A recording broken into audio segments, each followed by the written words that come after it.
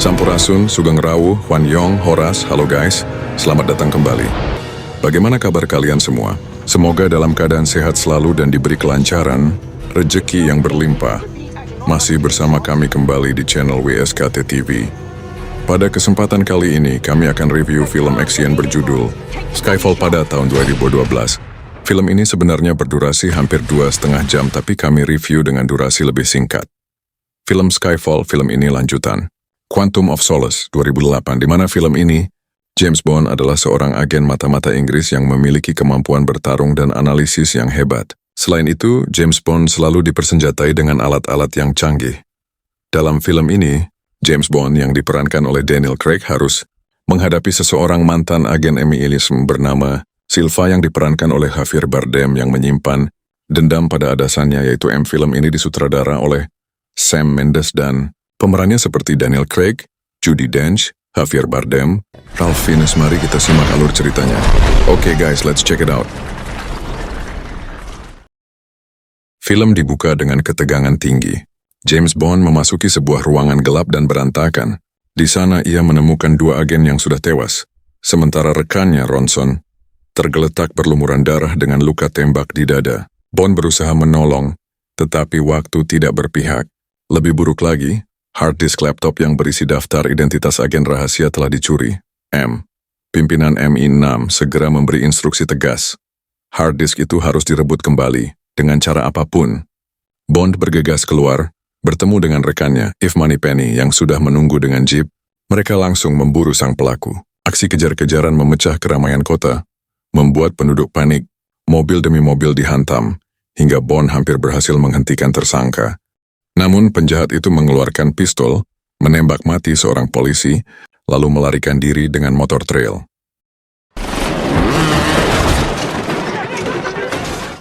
Tidak mau kehilangan buruannya, Bond pun merampas motor trail dan mengejar di sepanjang jalan sempit hingga ke atap-atap rumah penduduk. Adegan berlanjut menegangkan di jembatan, di mana sang tersangka melompat ke atas kereta yang sedang melaju kencang. Bond tanpa ragu melompat menyusulnya. Di markas MI6, yang menyaksikan jalannya operasi dari jauh semakin cemas. Waktu terus berjalan, target hampir lolos. Bond bertarung sengit di atas kereta, bahkan sempat menggunakan ekskavator untuk mengejar musuh yang memutuskan gerbong kereta.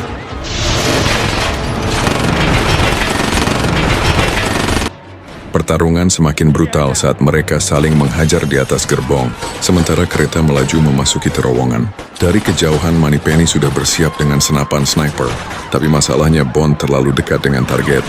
Tembak sekarang juga. Perintah dalam tekanan, Moneypenny melepaskan tembakan.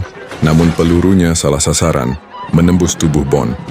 Agen 007 pun terhempas jatuh ke dalam sungai yang deras. Tubuhnya menghilang di telan arus. Layar pun gelap. Sebuah awal yang mengguncang. Tembakan di atas kereta bukan hanya merenggut Bond dari misinya, tapi juga menjatuhkannya ke dalam sungai deras, menelan tubuhnya hingga dunia mengira James Bond telah mati. 3 bulan kemudian, MI6 berkabung. Di London, dipanggil ke hadapan Mallory, Ketua Komite Intelijen Keamanan. Dari pertemuan itu terungkap, hard disk yang hilang berisi daftar identitas hampir seluruh agen NATO yang menyusup ke organisasi teroris dunia. Sebuah bom waktu. Perdana Menteri mendesak agar segera pensiun, namun dengan tegas ia menolak. "Aku tidak akan meninggalkan MI6 di saat terburuknya," katanya. Tapi ancaman datang lebih cepat. Malam itu Tanner menerima sinyal misterius yang meretas sistem MI6. Sebuah pesan muncul di layar, "Think on your sins." Tak lama setelah itu, markas MI6 di tepi sungai Thames diguncang ledakan dahsyat. 6 orang tewas, puluhan terluka. Dunia gempar. Sementara itu, jauh di tepi pantai terpencil, James Bond yang ternyata masih hidup tenggelam dalam pelarian, menenggelamkan rasa sakitnya dengan minuman keras dan racun kalajengking. Namun berita ledakan MI6 di layar CNN membuatnya sadar. Waktunya kembali. Terkejut ketika menemukan Bond duduk menunggunya di rumah. Pertemuan mereka dingin. Bond kecewa karena memerintahkan tembakan yang nyaris mengakhiri hidupnya. Sementara kecewa karena Bond memilih bersembunyi tanpa kabar. Meski penuh luka batin, keduanya tahu MI6 membutuhkannya lagi. Namun kembali bertugas tidaklah mudah. Bond harus menjalani serangkaian tes di markas baru MI6 yang tersembunyi di bawah tanah. Ujian fisik membuatnya kelelahan, ujian menembak gagal total, dan rasa sakit di dadanya masih terus menghantui. Dalam tes psikologis, ketika mendengar kata terakhir Skyfall, Bond memilih diam. Setelah meninggalkan Tanner dan M, Bond mendapat kenyataan pahit. M mengungkapkan bahwa sebenarnya ia gagal dalam tes kelayakan. Namun waktu tak memberi kesempatan untuk meratapi kegagalan. Sebelum terbang ke Shanghai, Bond dipertemukan dengan rekan barunya, sang ahli IT muda yang cerdas dan sinis, Q. Dengan gaya tenang, Q membekali Bond sebuah pistol canggih yang hanya bisa ditembakkan melalui sidik jarinya, serta sebuah pemancar radio kecil, alat sederhana, tapi bisa jadi penyelamat nyawa. Di Shanghai, Bond memulai perburuan. Ia berhasil melacak jadwal kedatangan Patrice, sang pembunuh bayaran kejam yang tengah menjalankan misi rahasia. Begitu Patrice muncul di bandara, Bond langsung membuntutinya hingga ke sebuah gedung pencakar langit yang penuh dengan bayangan misteri. Patrice bergerak cepat. Ia menembak mati seorang petugas keamanan tanpa ragu.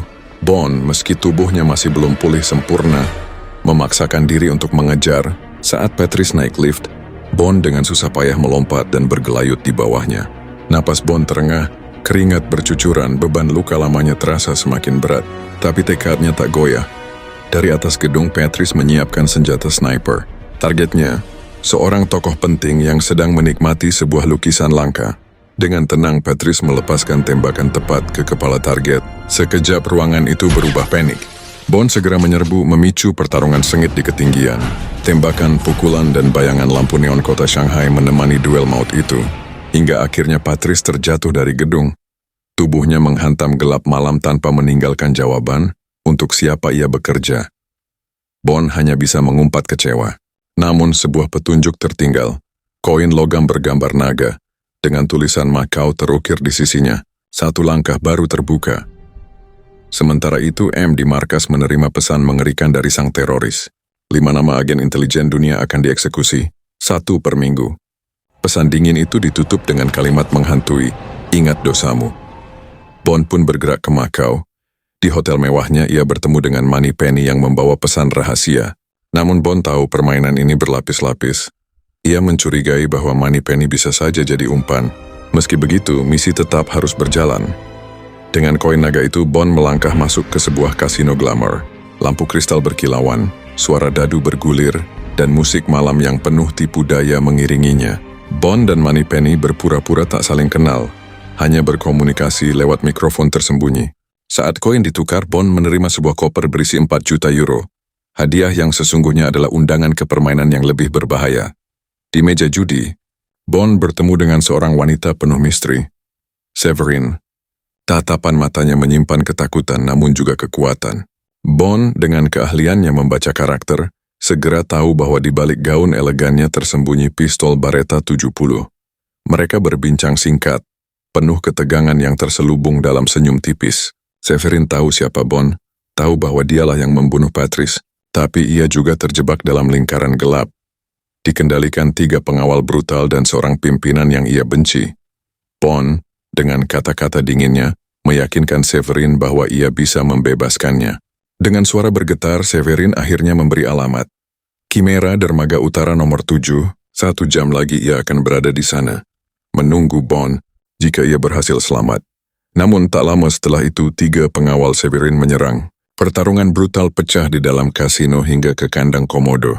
Salah satu pengawal berhasil merebut pistol Bond, namun sia-sia, senjata itu hanya bisa dipakai oleh pemilik aslinya. Dengan kecepatan dan kecerdikan khasnya, Bond membalikkan keadaan. Pengawal-pengawal itu tumbang satu persatu, sementara komodo menjadi saksi diam di balik kegelapan. Bond kembali berdiri tegak. Petualangan menuju rahasia sang dalang baru saja dimulai.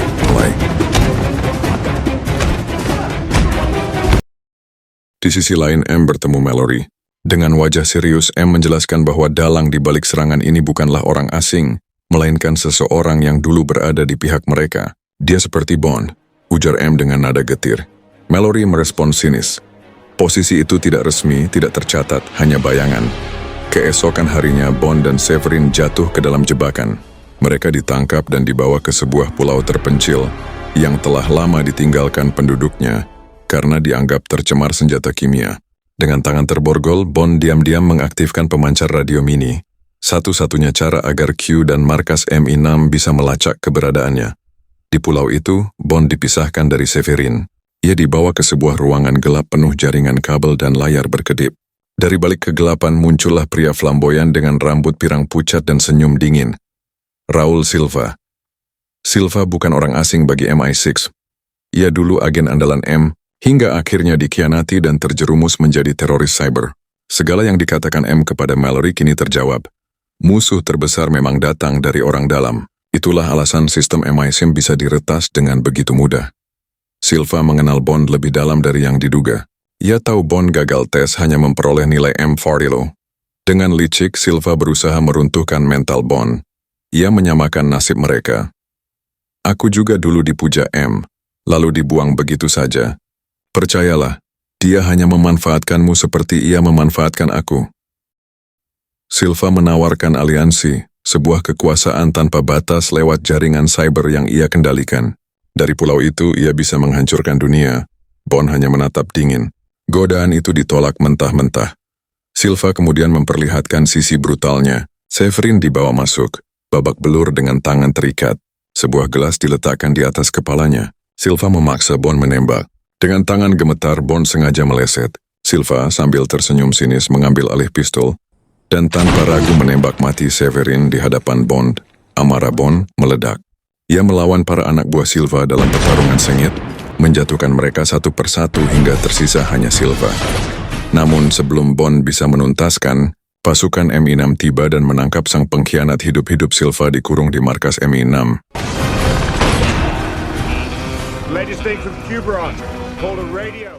Dalam sel keamanan tinggi, M datang menemuinya. Pertemuan itu berubah menjadi pengadilan pribadi penuh dendam. Silva mengingatkan kembali 5 bulan penuh siksaan yang ia alami setelah ditangkap musuh.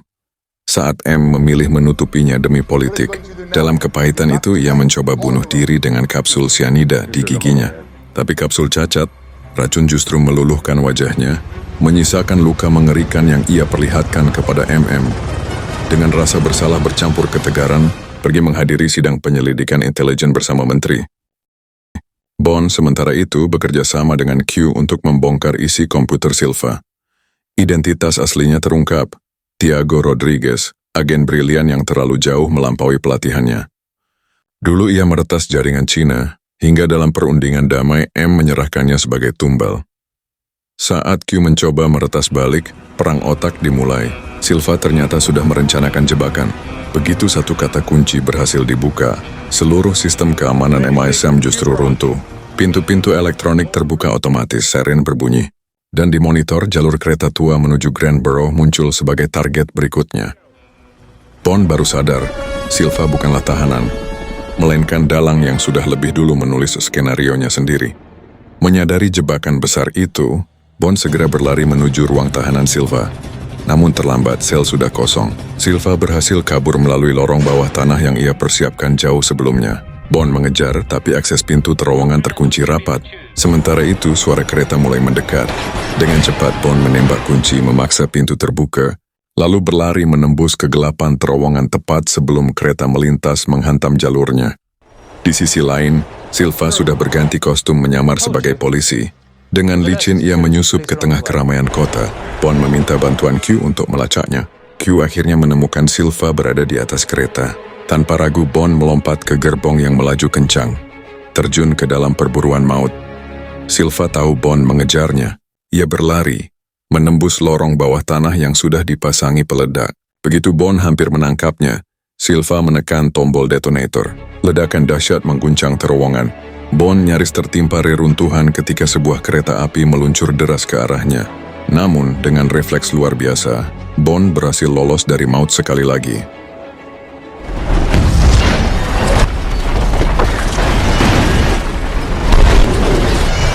Sementara itu, M sedang berada dalam rapat resmi bersama menteri dan komite. Ia dengan tegas menyampaikan kekhawatiran bahwa musuh sejati tidak lagi berada jauh, melainkan begitu dekat, seperti bayangan. Namun kata-katanya berubah nyata ketika Silva menerobos masuk. Dengan senjata otomatis, ia melepaskan tembakan brutal, menewaskan banyak orang di ruangan.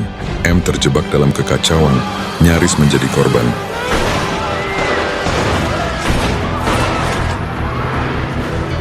menjadi korban.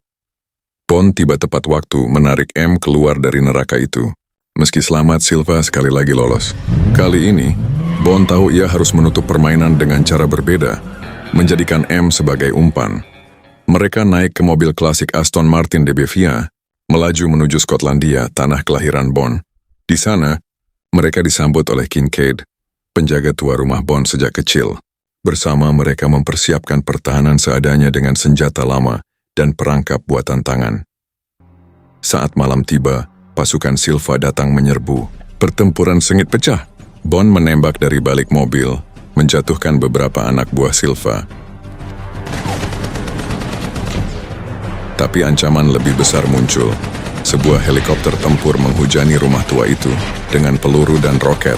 Rumah Bond porak-poranda, api menjalar ke segala sisi. Bond memaksa M dan Kincaid masuk ke lorong bawah tanah untuk menyelamatkan diri. Sementara ia sendiri bertahan memasang tabung gas dan peledak. Ledakan besar merobohkan rumah masa kecilnya, melulu lantakan pasukan Silva. Namun Silva selamat bersama dua pengawalnya. Pertarungan berlanjut di tepi danau beku. Bond terjebak di bawah es setelah berkelahi dengan salah satu anak buah Silva. Dalam kondisi kritis, ia berhasil membalikan keadaan, menenggelamkan lawannya ke dalam kegelapan air dingin. Silva mengira Bond telah mati. Tanpa menunda, Silva bergerak ke arah M yang sudah terluka parah. Di sebuah kapel tua, ia menodongkan pistol, berlutut di samping M, dan dengan suara penuh obsesi, memohon agar mereka mengakhiri hidup bersama.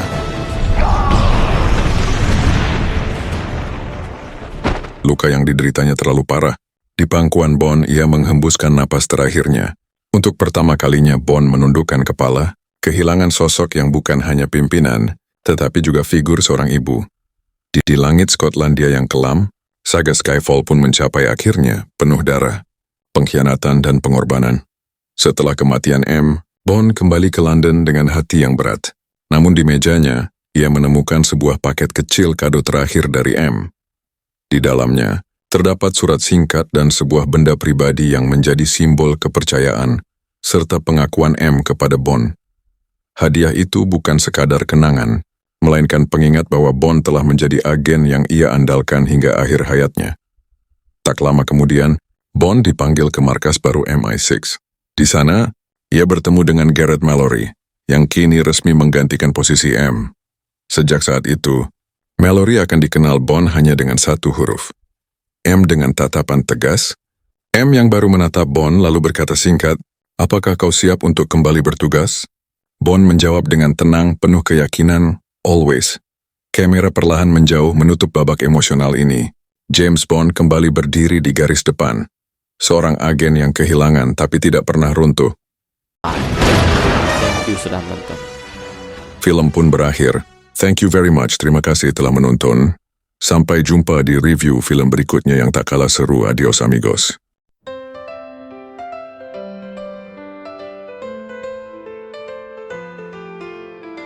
Shadows fall, the silence breaks. Through the fire, a hero wakes. Secrets buried, scars untold. In the darkness, courage holds. When the night begins to call, and the empire starts to fall, through the ashes he will stand. Fate is written in his hand. This is the Skyfall, where the past and future collide. Through the storm he will rise, no place left to hide. This is the Skyfall, every secret will ignite. From the ashes of it all, he will fight into the night. Broken trust, the light remain. Every loss becomes the flame. Through betrayal, through the pain, still the bond unchained. When the shadows start to crawl and the mighty towers fall, through the silence hear his name, 007 in the flame. This is the skyfall, where the past and future collide. Through the storm he will rise, no place left to hide. This is the skyfall, every secret will ignite. From the ashes of it all, he will fight into the night. Through the fire and the rain, he will never break, never fade. Every ghost, every scar, made him stronger than they are. This is the skyfall, where the truth will never die. Through the chaos he survives, with the fire